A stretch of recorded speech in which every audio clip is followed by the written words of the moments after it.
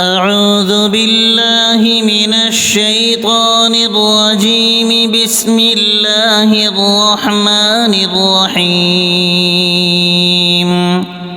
اللهم نوّر قلوبنا بالقرآن وزين أخلاقنا بالقرآن ونجنا من النار بالقرآن وأدخلنا في الجنة بالقرآن. اللهم اجعل القرآن لنا في الدنيا قرينا وفي القبر مونسا وعلى الصراط نورا وفي الجنة رفيقا ومن النار سترا وحجابا وإلى الخيرات كلها دليلا.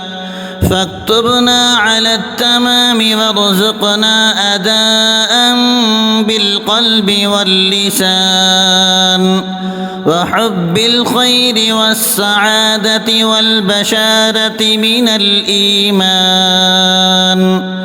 وصلى الله تعالى على خير خلقه سيدنا محمد وآله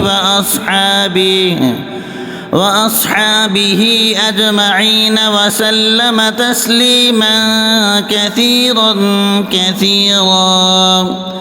رب اغفر لي وهب لي ملكا لا ينبغي لأحد من بعدي إنك أنت الوهاب.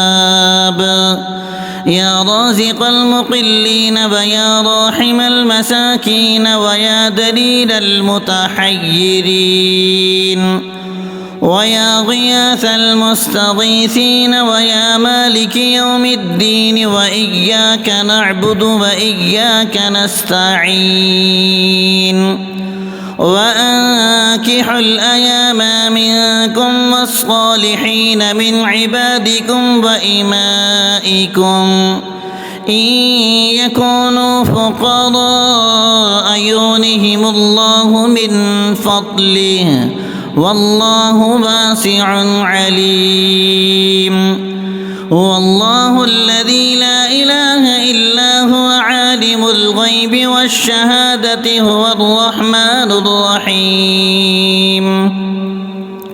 رب إني ظلمت نفسي فاغفر لي فإنه لا يغفر الذنوب إلا أنت. اللهم ارزقنا رزقا واسعا حلالا طيبا من غير كد واستجب دعوتي من غير رد. وأعوذ بك من فضيحتي بفقر ودين